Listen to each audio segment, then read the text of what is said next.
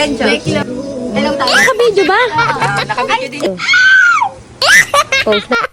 Hello mga mamis, ihahatid nga kami ng daddy ni Kyle kila tata. Paano ba naman kasi nandoon na nga sila Ate Noemi at sasabay nga sa amin papunta kila kuya. Ang usapan nga talaga alas 9 lang ng umaga paalis na kami. Pero alas 10 na nga pero nandito pa nga talaga kami. Nasundo na nga namin sila at nandito na nga din sila tatay. Hindi nga makakasama si tatay. Paano daw ba naman kasi ang dami niyang labahin? Diyos ko po.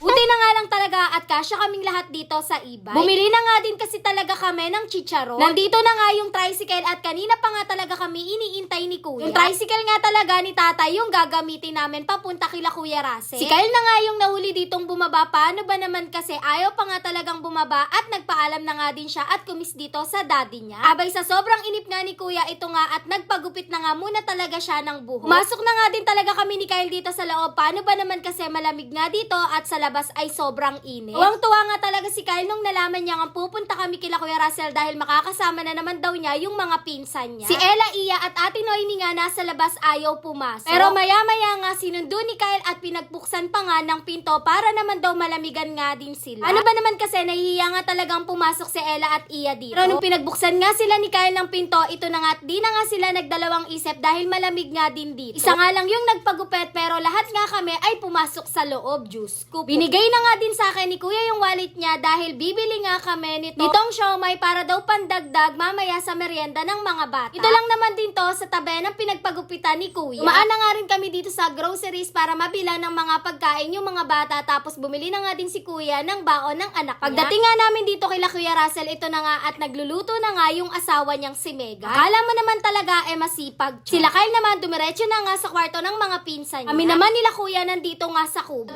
Pagkadating nga namin dito, nakikonnect na nga kaagad kami kay Kuya Russell. Paano ba naman kasi wala nga kaming data lahat, Diyos ko po. Dalas nga, magkikita-kita nga lang kami pero ang hawak talaga namin ay cellphone. Habang nagagayak nga sila sa loob, dito naman sa labas ay nagkukwentuhan nga kami. Request nga din si Kuya dito na ang sausawan daw ay sisig na mangga dahil favorite niya talaga to. Ito nga at napakadaming ginawa at siya na nga talaga yung nagtimpla niya. Sa magkakapatid talaga, meron talagang maarte. Tignan nyo naman at may baon pa nga talagang kanin tong si Ate Noemi. Ano ba naman kasi ayaw niya nga talaga ng malata sa kanin kaya naman nagbabaon talaga yan dahil maselan talaga pagdating sa kanin niya. Ayun na nga lang talaga ulit kami nakapunta dito kay Kuya Russell. Kung hindi pa siya uuwi, hindi talaga kami makakarating dito. Paano ba naman kasi medyo malayo nga din. Bago nga kami kumain ito nga at nag-picture taking na nga muna kaming lahat. Mas ginusto nga namin na mag-boodle fight na lang. Paano ba naman kasi ngayon na nga lang ulit namin to nagawa. Grabe, simple lang yung ulam namin pero napakasarap talaga kapag salo-salo kayo. Halos nagkanda ubus-ubus nga yung mga nakalagay dito. Pero naman natira kanin at chicharon nga lang. Pero yung mga gulay, baboy ay naubos talaga yon lalo na nga ng mga bata. Tabi ko nga dito si Kyle at naubos nga talaga niya yung pagkain niya. Masarap talaga kasi kapag nakakamay at madami kayong kumakain na salo-salo. Katapos nga namin kumain, nagpahinga nga lang yung mga bata tapos maya-maya nung nakapagpahinga nga, ito nga at naglaro na dito.